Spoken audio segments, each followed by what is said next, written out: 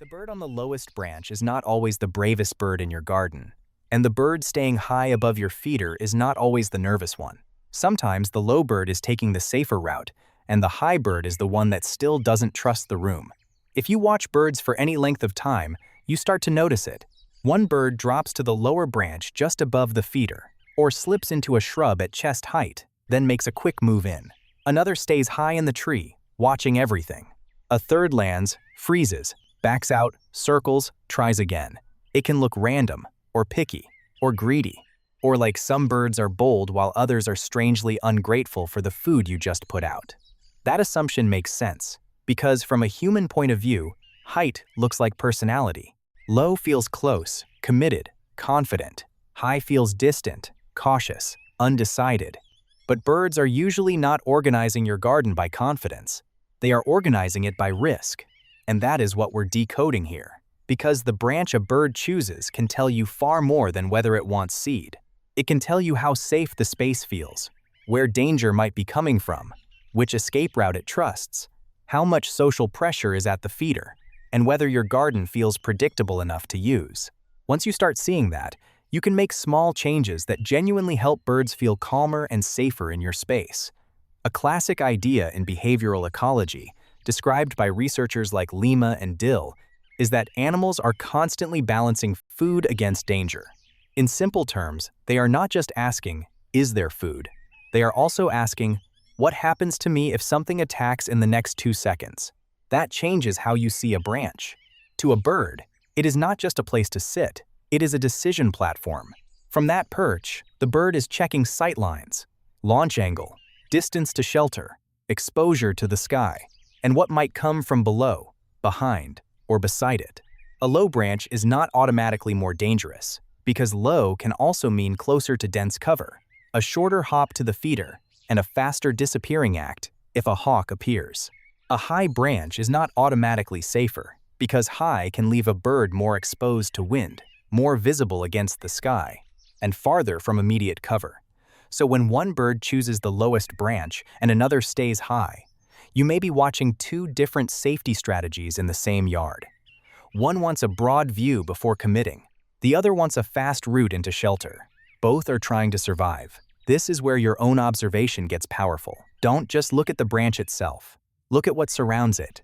Is there a dense shrub behind the lower branch? Is there open lawn underneath it? Is there a cat path along the fence? Is there reflective glass near the feeder? Is the higher perch exposed to every passing crow and hawk? Or does it give a useful lookout over the whole garden? Birds often are not choosing a branch. They are choosing a route, and their body language will tell you that. A bird that lands high, stretches upright, turns its head sharply from side to side, flicks its tail, then lifts off without feeding, is not being indecisive. It is still auditing the scene. A bird that uses the same lower perch after every alarm and returns to it again and again is showing you something important. That perch is part of a trusted escape pattern. If a bird repeatedly flies in, aborts at the last second, and leaves, that usually does not mean the feeder is wrong. It often means the setup feels almost safe, but not quite. The next layer is that different birds are reading the same tree with different bodies and different survival tools. A chickadee can make a fast, acrobatic dart into cover and back out again. A mourning dove needs more runway and a cleaner landing line. A woodpecker often likes trunk-adjacent structure. House sparrows tend to like dense communal cover. Finches may tolerate more openness when flock confidence is high. So the same lower branch can feel brilliant to one species and terrible to another. That matters, because a lot of backyard frustration comes from assuming one good feeder should work equally well for every bird. But birds do not approach food with identical flight styles, identical predator risks, or identical comfort with exposure. If smaller birds are using lower branches near cover while larger birds wait higher or avoid that route entirely, that does not mean your garden is failing. It means you are seeing ecological differences in real time. The practical takeaway is simple but important. Give birds vertical options. A hanging feeder near, but not buried inside, cover. A visible perch above it. Another feeding point at a different height. On a balcony, even a sturdy potted shrub, a small tree, or a solid trellis can create the kind of intermediate pause point birds look for before committing. Just avoid loose netting, sticky materials, or decorative mesh that can trap feet, wings, or bills. Then there is another reason some birds stay high while others drop low, and it has nothing to do with predators or with you. It has to do with other birds. Sometimes the highest bird in the tree is not the most hesitant one. It is the one controlling the scene. Dominant birds often claim a lookout perch above the feeder, watching approaches and chasing others off. Less assertive birds may wait lower, deeper in cover, or off to the side, then make quick raids when the path opens. A lower branch can be a holding area for birds that are ready, but not willing to fight for access. This is especially common when feeders are crowded, when food is concentrated at a single point, or during breeding season when aggression rises. Young birds also learn by watching. If a juvenile sees adults using a certain perch as the safest approach, it may copy that route. So, a whole pattern can spread through the garden without any bird consciously deciding it in the way we might imagine. Social cues and repeated success shape the traffic. If this is happening in your yard, the fix is usually not better seed, it is better flow. 2 smaller feeders are often better than 1 crowded one. Different heights help. So does spacing feeders apart, so one dominant bird cannot guard everything at once. If possible, break the line of sight between feeding spots with a shrub, a corner, or a structural screen. A lower branch full of waiting birds is not always a complaint. Sometimes it is a cue. Now we get to the part that changes this from clever observation into something more emotional. Branch choice is not only instinct, it is experience. Researchers like John Marsluff made bird memory famous through work with crows. But the deeper lesson reaches far beyond crows. Birds learn places quickly. They learn routes, disturbances, danger zones, and reliable retreat points. A near miss at a window, a hawk bursting from one side of a hedge, a person suddenly appearing under the feeder, a chair moved into the landing path, a new glare from glass. These things can change the way birds use a space almost immediately. After that, a branch is no longer just a branch. It becomes part of memory. It becomes the place from which the bird escaped last time, or the place from which it saw trouble soon enough, or the place that let it enter and exit without being trapped in open air. So, when a bird hesitates high above your feeder, it may not be rejecting what you offered. It may be checking whether the map still matches its memory. And when another drops to the lowest branch, that is not always trust. Sometimes it is simply the route with the best odds. That is one of the most useful reframes any backyard bird lover can make. A bird's hesitation is often not a verdict on your generosity. It is information about how your space feels to a wild animal that has to survive every visit. That means the most bird-friendly gardens are not always the ones with the most food. Often, they are the ones with the clearest, calmest safety map. So what can you actually do with this? First, stop thinking only about where the feeder hangs. Think about the full approach. Birds tend to use feeding spaces best when food is part of a layered setup. A lookout point, a quick retreat to cover, and a clear line in and out. Try to place feeders close enough to protective vegetation for a short dash to safety, but not so tight to hidden ground ambush spots that a predator can launch unseen. A feeder marooned over open lawn can look generous to us and exposed to birds. Second, reduce the invisible danger of glass. If birds avoid the lower route near a window, they may be reading a real threat. Window strikes often happen on repeated approach paths, exactly where birds think they have a clear flight lane.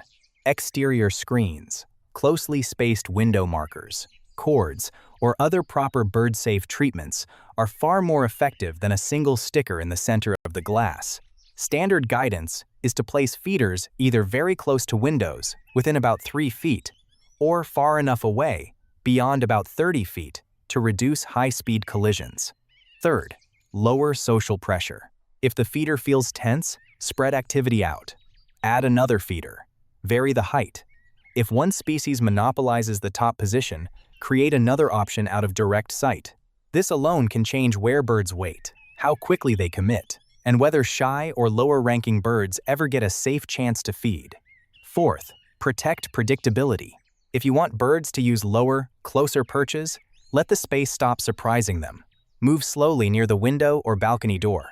Avoid stepping abruptly into the exact flight path beneath a feeder. If you rearrange furniture, prune heavily, hang bright reflective objects, or make sudden changes around a popular feeding area, pay attention to how the branch pattern changes afterward. You are not trying to make birds tame. You are helping them rebuild a reliable map. Fifth, keep feeding areas clean. Wet seed, clumped seed after rain, old hull buildup, droppings under crowded feeders, and spoiled food all change behavior too. Birds may hesitate around a feeder for health reasons, not mood. Regular cleaning, fresh seed, and sensible spacing reduce both stress and disease risk. If you offer water, fresh, clean water nearby can also make a feeding space feel more usable, especially in heat or dry weather. There is also a point where observation becomes more than curiosity. Not every shift in branch height means something is wrong. Seasonal change alone can completely reshape perch choice. In winter, hunger may push birds to take bolder, quicker, lower routes. During breeding season, higher lookout posts become more important. When leaves fall, a branch that felt hidden in summer may suddenly feel exposed. Wind, heat, and rain can all push birds toward one level of the garden and away from another. What deserves closer attention is a lasting pattern change or repeated distress. If birds keep exploding away from the same side of the yard, check for a stalking cat, a new reflection, or repeated human disturbance. If many birds stop using a feeder after wet weather, inspect the seed. If you see repeated near misses or actual collisions at one approach line, treat that as direct feedback and fix the glass hazard. And if a bird is not just cautious but fluffed, weak, inactive, or unable to perch normally, that is different from ordinary vigilance. The deeper truth under all of this is surprisingly moving. What looks like a tiny, forgettable decision in a tree is actually a wild animal reading your home in 3 dimensions. Height, cover, memory, escape, competition, weather. One ordinary branch can hold all of that. The lowest branch can mean shelter, speed, habit, social compromise, or a rehearsed exit. The high branch can mean caution, surveillance, status, or the need for one more second of certainty before committing. Once you see that, the whole garden changes. You stop taking hesitation personally. You stop reducing everything to hunger. You start seeing communication. And that is part of what makes backyard birdwatching so profound. The birds are not just visiting a feeder. They are continuously interpreting the world around it.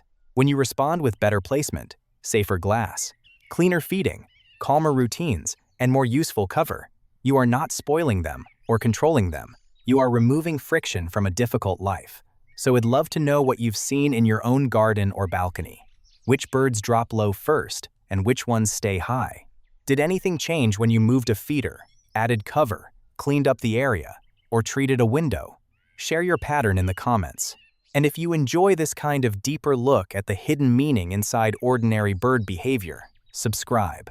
There is a lot more intelligence in your backyard than it first appears.